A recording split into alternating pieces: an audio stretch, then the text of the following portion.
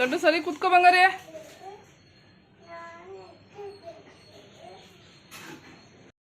ನಮಸ್ಕಾರ ಎಲ್ರಿಗೂ, welcome back to the channel. Friends, ಈ ವ್ಲಾಗ್ನ ನಾನು ರೆಕಾರ್ಡ್ ಮಾಡಿದ್ದು ಬಂದು 28ನೇ ತಾರೀಕು ಜುಲೈ, ಸಂಡೇ ಅಂತ ಹೇಳ್ಬೋದು. ಏನಂದರೆ ಅವತ್ತು ಸ್ಪೆಷಲ್ಲು ನಮ್ಮ ಲಡ್ಡು ಪುಟ್ಟಿದು ಬರ್ಡೇ ಇತ್ತು. ಆ್ಯಕ್ಚುಲಿ ಬರ್ಡೇ ಬಂದು 24th ಜುಲೈ ಇತ್ತು. ಬಟ್ ಸೆಲೆಬ್ರೇಷನ್ ಬಂದು ಫ್ಯಾಮಿಲಿ ಫಂಕ್ಷನ್ ಇಟ್ಕೊಂಡಿದ್ದು ಬಂದು ಜುಲೈ 28ಗೆ ಅಂತ ಹೇಳ್ಬಿಟ್ಟು ಸಂಡೇ ನೋಡಿಬಿಟ್ಟು ಇಟ್ಕೊಂಡಿದ್ರು. ನಾವು ಗೌಡಸಲ್ಲಿ ಗೊತ್ತಿರುತ್ತೆ ನಿಮಗೆಲ್ಲ, ನಾನ್ ವೆಜ್ಗೆ ಫಸ್ಟ್ ಪ್ರಿಫರೆನ್ಸ್ ಇರುತ್ತೆ. ಸೊ ಹಾಗಾಗಿ ನಾನ್ ವೆಜ್ ಊಟ ಮಾಡಬೇಕಂದ್ರೆ ಯೂಶ್ವಲಿ ಎಲ್ಲರೂ ಸಂಡೇ ಊಟ ಮಾಡ್ತೀವಿ. ಸೊ ಹಾಗಾಗಿ ಅದನ್ನೇ ಪ್ಲ್ಯಾನ್ ಮಾಡಿ ನಾವು ಅಪ್ಪ ಇಟ್ಕೊಂಡಿದ್ದಂಥದ್ದು ಬಂದು 28th ಜುಲೈ ಅಂತ ಹೇಳ್ಬೋದು. ಎಲ್ಲರೂ ಬರ್ತಾರೆ ಅಂತ ಹೇಳಿ ಪ್ಲ್ಯಾನ್ ಮಾಡಿ ಅವತ್ತು ಇಟ್ಕೊಂಡಿದ್ದು. ಮನೆಯಲ್ಲಿ ವೈನಿಧಿ ಮತ್ತು ಲಡ್ಡು ಇಬ್ಬರೇ ಇದ್ದಿದ್ದು. ಯೋಹಾನ್ ವಿಸ್ಮಯ ಬಂದಿರಲಿಲ್ಲ, ಅವರಿಬ್ಬರಿಗೂ ಹುಷಾರಿರಲಿಲ್ಲ. ತುಂಬ ಜಾಸ್ತಿ ಕೆಮ್ಮು ಜ್ವರ ಇದ್ದಿದ್ದರಿಂದ ಮಕ್ಕಳು ಬರೋದಕ್ಕೆ ಆಗಲಿಲ್ಲ. ನಾವೆಲ್ಲರೂ ಅವರಿಬ್ಬರನ್ನ ತುಂಬ ಮಿಸ್ ಮಾಡ್ಕೊಂಡ್ವಿ. ಈವನ್ ವಿಜಯ್ ಕೂಡ ಬರೋಕ್ಕಾಗಿಲ್ಲ, ಅವ್ರಿಗೊಂದು ಅರ್ಜೆಂಟ್ ಕೆಲಸದ ಮೇಲೆ ಅವರೂ ಕೂಡ ಬಂದಿರಲಿಲ್ಲ. ನೋಡ್ಬೋದು, ನನಗೆ ಊರಿಂದ ಬಂದಮೇಲೆ ಫುಲ್ ಗಂಟ್ಲು ಕಟ್ಬಿಟ್ಟಿದೆ, ಹುಷಾರಿಲ್ಲ, ಜ್ವರ, ಕೆಮ್ಮು ಆ ಥರ ಎಲ್ಲ ಆಗಿದೆ. ವೆದರ್ ಚೇಂಜ್ ಆಗಿದ್ದರಿಂದ, ಜರ್ನಿ ಮಾಡಿದ್ರಿಂದ ನನಗೆ ಕೂಡ ಹುಷಾರು ತಪ್ಪಿದ್ದೀನಿ ನಾನು. ಸೊ ಇನ್ನು ಮಕ್ಕಳು ಬಂದಿದ್ದರೆ ಇನ್ನೂ ರಿಸ್ಕ್ ಆಗ್ತಿತ್ತು ಅಂತ ಹೇಳ್ಬೋದು. ಸೊ ಹಾಗಾಗಿ ಅಮ್ಮ ಫೋನ್ ಮಾಡಿ ಹೇಳಿದ್ರು ನನಗೆ, ಇಲ್ಲ ಜ್ವರ ಇದೆ, ಕೆಮ್ಮು ಜಾಸ್ತಿ ಇದೆ ಅಂತ. ಹಾಗಾಗಿ ನಾನು ಬೇಡ ಬಿಡಿ, ನೆಕ್ಸ್ಟ್ ಟೈಮ್ ಯಾವ್ದಾದ್ರು ಫಂಕ್ಷನಿಗೆ ಬಂದ್ರಾಯ್ತು ಅಂತ ಹೇಳಿಬಿಟ್ಟು ಕ್ಯಾನ್ಸಲ್ ಮಾಡಿದೆ.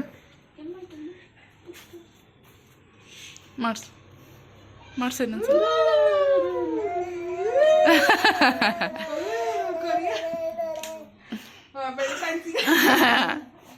ಅಮ್ಮ ನಿನ್ನ ಜೊತೆ ಟೂನ್ ಬರ್ಡೇ ಗರ್ಲ್. ಯಾರು ಬರ್ತ್ಡೇ ಗರ್ಲ್? ಹ್ಯಾಪಿ ಬರ್ಡೇ ಮಾಡಪ್ಪ. Happy birthday Laddu. Happy birthday laddu.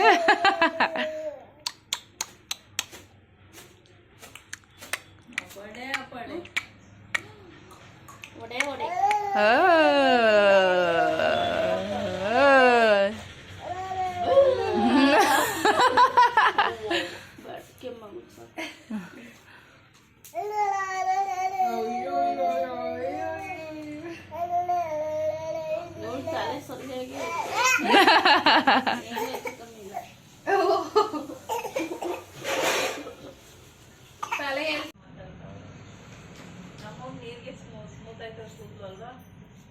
ಅಲ್ಲಿ ಬೋರ್ ನೀರಲ್ವಾ? ನಮಸ್ಕಾರ ಎಲ್ರಿಗೂ, welcome back to the channel. ಈ ಒಂದು ವ್ಲಾಗ್ನ ನಾನು 28th ಜುಲೈ ರೆಕಾರ್ಡ್ ಮಾಡ್ತಾ ಇದ್ದೀನಿ ಅಂತ ಹೇಳ್ಬೋದು.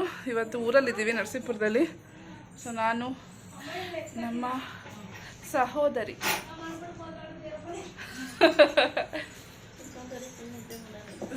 ಅವರು ನಿದ್ದೆ ಮೂಡಲ್ಲಿದ್ದಾರೆ. ನೈಟ್ ಶಿಫ್ಟ್ ಮಾಡಿ ಮಾಡಿ ಡೇ ಟೈಮ್ ನಿದ್ದೆ ಇವರಿಗೆ. ಸೊ ಸಹೋದರಿಯವರು ನಿದ್ದೆ ಮೂಡ್ನಲ್ಲಿದ್ದಾರೆ. ಸಹೋದರಿಯವರ ಸುಪುತ್ರಿಯವರು ಫುಲ್ ಜೋಶಲ್ಲಿ ಆಡ್ತಿದ್ದಾರೆ. ಏನಿದೆಯಕ್ಕ? ಹಾಯ್. Nail polish ಹಚ್ಕೊಂಡಿಲ್ಲ.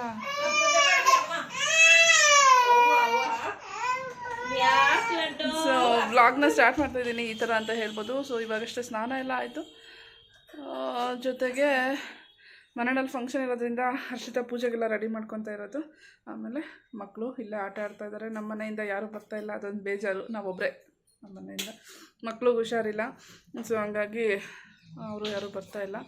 ವಿಜಯ್ಗೇನೋ ಕೆಲಸ ಇದೆ ಅಂತ ಹೇಳಿದ್ರು. ವಿಸ್ಮಯಂಗೆ, ಯೋಹನ್ಗೆ ನೆಗಡಿ, ಜ್ವರ, ಕೆಮ್ಮು. ಸೊ ಹಂಗಾಗಿ ಮತ್ತೆ ಇಲ್ಲಿ ಇದ್ದಿದ್ದು ಶೀತ ಇದೆ, ಅದಕ್ಕೆ ಬೇಡ ಅಂತ ಅಂದ್ಕೊಂಡ್ವಿ. ಚೈತ್ರ ಮನೆಯಿಂದನೂ ಯಾರೂ ಬರ್ತಾಯಿಲ್ಲ. ಸೊ ಅವರು ಸುತ್ತ ಇರೋದ್ರಿಂದ 1 ತಿಂಗಳು ಎಲ್ಲೂ ಓಡಾಡಬಾರ್ದು ಅಂತ ಹೇಳಿದಾರಂತೆ. ಸೊ ಹಂಗಾಗಿ ಅವ್ರ ಮನೆಯಿಂದನೂ ಯಾರೂ ಬರ್ತಾಯಿಲ್ಲ. ಬಟ್ ಬೇರೆ ಕೆಲಸಗಳೆಲ್ಲ ನಿಲ್ಲ ಹಂಗಿಲ್ವಲ್ಲ, ಅವು ನಡೀತಾನೆ ಇರಬೇಕು, ಜೀವನ ಮುಂದೆ ಹೋಗ್ತಾನೆ ಇರಬೇಕು. ಸೊ ಹಾಗಾಗಿ ಬರ್ಡೇ ಅಂತೂ ಆಗ್ತಾಯಿದೆ, ಬಟ್ ಎಲ್ಲರೂ ಮಿಸ್ ಮಾಡ್ಕೋತಾ ಇದ್ದೀವಿ ಅಂತ ಹೇಳ್ಬೋದು. ಅದನ್ನೇ ಮಾತಾಡ್ತಾ ಕೂತಿದ್ವಿ. ನಮ್ಮ ಬೀಗಗಳಿಲ್ಲ ಅಂತಂದರೆ ಫಂಕ್ಷನ್ ಥರನೇ ಅನಿಸಲ್ಲ ಅಂತ ನಮ್ಮ ಮಮ್ಮಿ ಅಂತ ಇದ್ದರು. ಮಕ್ಕಳಿಲ್ಲ ಅಂತಂದರೆ ಫಂಕ್ಷನ್ ಥರ ಅನಿಸಲ್ಲ ಅಂತ ಹರ್ಷಿತಾ ಅಂತಿದ್ಲು, ಚೈತ್ರ ಅಂತಿದ್ಲು. ನಾನು ಅದೇ ಯೋಚನೆ ಮಾಡ್ಕೊಂಡು ಚೆನ್ನಾಗಿ ಸ್ನಾನ ಮಾಡ್ಕೊಂಡು ಬಂದೆ. ಸೊ ಇವಾಗ ವ್ಲಾಗ್ನ ಆ್ಯಕ್ಚುಲಿ ನಮ್ಮೂರು ನೀರಲ್ಲಿ ಹೆಂಗೆ ಅಂದರೆ, ಬೆಂಗಳೂರು ನೀರು ಹಾರ್ಡ್ ವಾಟ್ರು, ಎಷ್ಟು ಸ್ನಾನ ಮಾಡಿದ್ರು ಒಂಥರ ಏನೋ ಅಷ್ಟು ಅನಿಸೋದೇ ಇಲ್ಲ. ಬಟ್ ಹೊಳೆ ನೀರಲ್ಲಿ ಸ್ನಾನ ಮಾಡಿದ್ರೆ ಮೈ ಹಗೂರ ಅನಿಸುತ್ತೆ. ಮತ್ತು ಚೆನ್ನಾಗಿ ತುಂಬಿಟ್ಟಿದೆ ಹೇಮಾವತಿ ಹೊಳೆ. ನೆನ್ನೆ ಹೋಗೋಣ ಅಂದ್ಕೊಂಡ್ವಿ. ನೆನ್ನೆ ಯೋಹಾನ್ ವಿಸ್ಮಯ ಬಂದಿದ್ದರೆ ಹೋಗಬೇಕು ಅನ್ನೋ ಪ್ಲ್ಯಾನ್ ಇತ್ತು. ಗರುಡ್ ಡ್ಯಾಮ್ ತೋರಿಸ್ಕೊಂಬರೋ ಪ್ಲ್ಯಾನ್ ಇತ್ತು, ಬಟ್ ಆಗಲೇ ಇಲ್ಲ. ಆಗಲಿಲ್ಲ, ಮಕ್ಕಳು ಬರಲಿಲ್ಲ, ಹಂಗಾಗಿ ನಾವು ಹೋಗಲಿಲ್ಲ. ಯಾವಾಗಾದರೂ ಫ್ರೀ ಆದಾಗ ಕರ್ಕೊಂಬರ್ಬೇಕು, ಮಕ್ಕಳಿಗೆ ಡ್ಯಾಮ್ ತೋರಿಸ್ಬೇಕು, ನಮ್ಮೂರಲ್ಲಿ ಹಾಸನಲ್ಲಿ ಸುತ್ತಮುತ್ತ ಇರೋವಂಥ ಒಂದು ಪ್ರೇಕ್ಷಣೀಯ ಸ್ಥಳಗಳನ್ನ ತೋರಿಸ್ಬೇಕು, MCF ತೋರಿಸ್ಬೇಕು ಅಂತೆಲ್ಲ ತುಂಬ ಆಸೆ ಇದೆ. ಬಟ್ ಯಾವಾಗ ಅದು ಎಕ್ಸಿಕ್ಯೂಟ್ ಆಗುತ್ತೋ ಗೊತ್ತಿಲ್ಲ.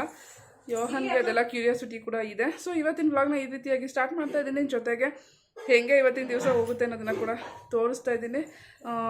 So yeah, let's start the vlog. ವೈನಿದೆ, hi, one more time please. ಕಿಸಿ. ಓ, ನಿಮ್ಮ ಮಮ್ಮಿ ಹೇಳಬೇಕು. ಓಕೆ, ನೆಕ್ಸ್ಟು ಬ್ರೇಕ್ಫಾಸ್ಟ್ಗೆ ಬಂದು ಟೊಮೆಟೊ ರೈಸ್ ಮಾಡಿದ್ರು. ಒಂಚೂರು ಇಷ್ಟ ಆಗಿಲ್ಲ ನನಗೆ, to be frank with you. ನಾನು ಅದನ್ನೇ ಹೇಳ್ತಾ ಇದ್ದೆ ಅಮ್ಮಂಗೆ, ನಾನು ಇದಕ್ಕಿಂತ ಸಖತ್ತಾಗಿ ಮಾಡ್ತೀನಿ ಟೊಮೆಟೊ ರೈಸ್, ತುಂಬ ಚೆನ್ನಾಗಿ ಮಾಡ್ತೀನಿ ಅಂತ ಹೇಳ್ತಾ ಇದ್ದೆ. ವೈನಿಧಿ ನಾನೇ ತಿಂತೀನಿ ಅಂತ ಹೇಳ್ಬಿಟ್ಟು ಅದು ನನ್ನ ಜೊತೆಗೆ ಪ್ಲೇಟ್ ಇಟ್ಕೊಂಡು ಕೂತ್ಕೊಂಡಿದ್ದೆ, ತಿಂತೀನಿ ನಾನೇ ಸ್ವಲ್ಪ ಅಂತ. ಸೊ ಅವ್ಳಿಗೂ ಕೂಡ ಬಡಿಸಿದ್ವಿ. ಈ ಟೈಮಲ್ಲಿ ಚೈತ್ರ ಸ್ನಾನಕ್ಕೆ ಹೋಗಿದ್ಲು, ಸೊ ಹಾಗಾಗಿ ನಾನೇ ಅವಳಿಗೆ ಊಟ ಮಾಡಿಸ್ತಾ ಇದ್ದೆ. ಲಡ್ಡು ಬಂದು ಅವ್ರ ಅಮ್ಮನ ಜೊತೆನೇ ಹೋಗಬೇಕು ಅಂತ ಹಠ ಮಾಡ್ತಾಳೆ, ಅವ್ರ ಅಮ್ಮನ ಜಾಸ್ತಿ ಅಟ್ಯಾಚ್ಮೆಂಟ್ ಇಟ್ಕೊಂಡ್ಬಿಟ್ಟಿದ್ದಾಳೆ. ಸೊ ಹಾಗಾಗಿ ಹರ್ಷಿತ ಎಲ್ರಿಗೂ ಟಿಫನ್ ಬಡಿಸ್ಬಿಟ್ಟು ಆಮೇಲೆ ಅವಳು ಕೂಡ ಕೂತ್ಕೊಂಡು ಊಟ ಮಾಡಿದ್ಲು. ಯಾಕೆಂದರೆ ಇನ್ನು ಮಧ್ಯಾಹ್ನ ಊಟ ಮಾಡೋದು ಎಷ್ಟೊತ್ತಾಗುತ್ತೋ ಏನೋ ಗೊತ್ತಿಲ್ಲ, ಸ್ಟೇಜ್ ಮೇಲೆ ಇರ್ತಾರೆ ಅವರು ಅಂತ ಹೇಳಿಬಿಟ್ಟು ನಾನೇ ಸ್ವಲ್ಪ ಊಟ ಚೆನ್ನಾಗಿ ಮಾಡ್ಕೊಳ್ಳಿ ಅಂತ ಹೇಳಿಬಿಟ್ಟೆ. ಇಲ್ಲಾಂದರೆ ಅದು ಸುಮ್ಮನೆ ಸುಸ್ತಾಗ್ತಾರೆ, ಇರಿಟೇಟ್ ಆಗ್ತಾರೆ, ಮಗು ಬೇರೆ ಹಠ ಮಾಡ್ತಿರ್ತಾಳೆ, ಅದು ಎಲ್ಲ ಫಂಕ್ಷನ್ಗಳಲ್ಲೂ ಆಗುತ್ತೆ. ಸೊ ಹಾಗಾಗಿ ನಾನು ಊಟ ಚೆನ್ನಾಗಿ ಮಾಡ್ಕೊಳ್ಳಿ ಅಂತ ಹೇಳ್ತಾ ಇದ್ದೆ. ಲಡ್ಡುಗೆ ವೈನಿಧಿಗೆ ಸ್ವಲ್ಪನೇ ಬಡಿಸೋರ್ಷಿತ ಅಂತ ಹೇಳ್ತಾ ಇದ್ದೀನಿ. ಸೊ ಇದಾದಮೇಲೆ ನಾವು ಫಂಕ್ಷನ್ಗೆ ಫಂಕ್ಷನ್ ಸ್ಟಾರ್ಟ್ ಆಗೋದು ಬಂದು 12ಗೆ ಅಂತ ಹೇಳಿದ್ರು ಅಪ್ಪ. ಸೊ ಮನೆಯಲ್ಲೇ ಎಲ್ಲ ರೆಡಿಯಾಗಿ ಹೋಗ್ಬಿಡೋಣ ಅನ್ನೋ ಪ್ಲ್ಯಾನಲ್ಲಿದ್ವಿ.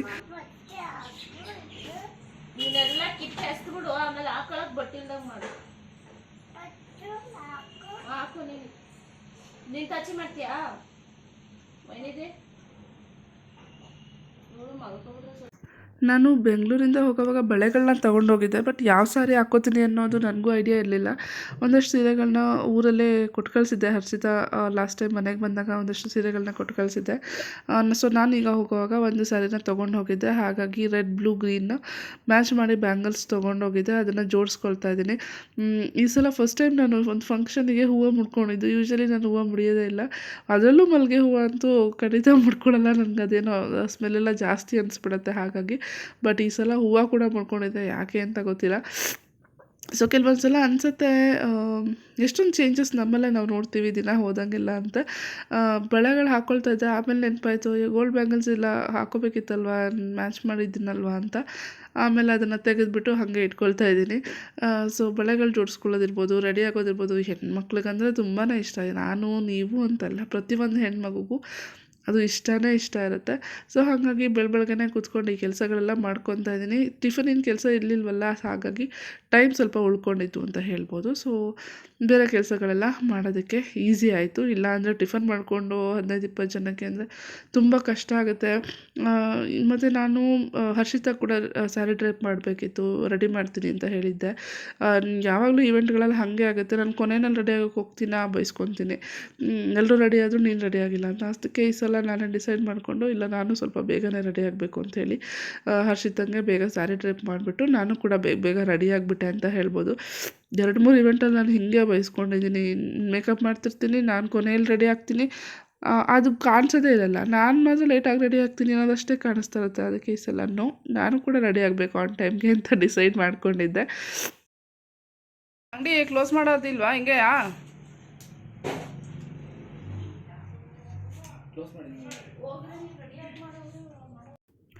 ನಾವು ಈ ಥರ ರೆಡಿಯಾಗಿದ್ವಿ.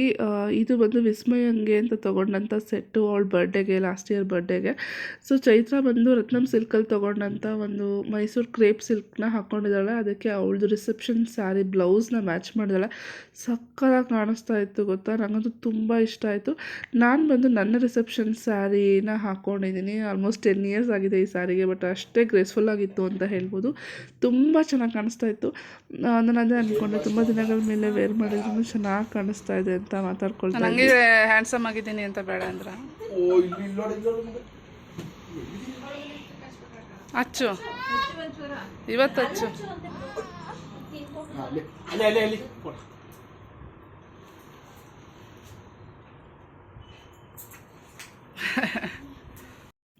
ಎಲ್ಲರೂ ರೆಡಿಯಾಗಿ ಹೊರಡೋ ಅಷ್ಟೊತ್ತಿಗೆ ಆಲ್ಮೋಸ್ಟ್ 11:30 ಆಯಿತು. 12ಇಂದ ಫಂಕ್ಷನ್ ಸ್ಟಾರ್ಟ್ ಆಗುತ್ತೆ ಅಂತ ಹೇಳಿದರು. ಸೊ 11:30ಗೆಲ್ಲ ನಾವು ಹೊರಟ್ಬಿಟ್ವಿ. ಅದಕ್ಕಿಂತ ಮುಂಚೆ ಒಂದಷ್ಟು ಫೋಟೋಶೂಟ್ ಮಾಡಿಸೋಣ ಹರ್ಷಿತಂದು ಮತ್ತು ಪ್ರಶಾಂತು ಅಂತ ಹೇಳ್ಬಿಟ್ಟು.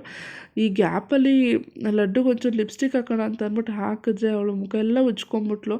ಇನ್ನು ಪ್ರಶಾ ಬೈತಾನೆ ಅಂತ ಹೇಳ್ಬಿಟ್ಟು ಅಲ್ಲಲ್ಲೇ ಕ್ಲೀನ್ ಮಾಡ್ತಾಯಿದ್ದೀವಿ. ನಾನು ಈ ಥರ ಕಾಣ್ತಾ ಇದ್ದೆ. ನಾನು ಈ ಒಂದು ಬ್ಲೌಸ್ನ ಸಪ್ರೇಟಾಗಿ ಸ್ಟಿಚ್ ಮಾಡಿಸಿದ್ದೆ.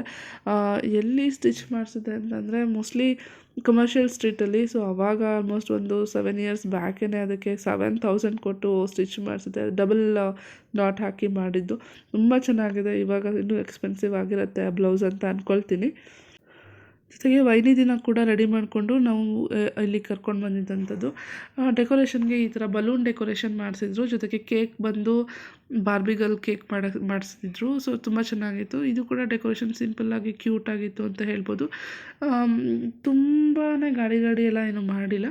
ಸಿಂಪಲ್ಲಾಗಿ ಕ್ಯೂಟಾಗಿ ನೀಟಾಗಿ ಫಂಕ್ಷನ್ ಆಯಿತು.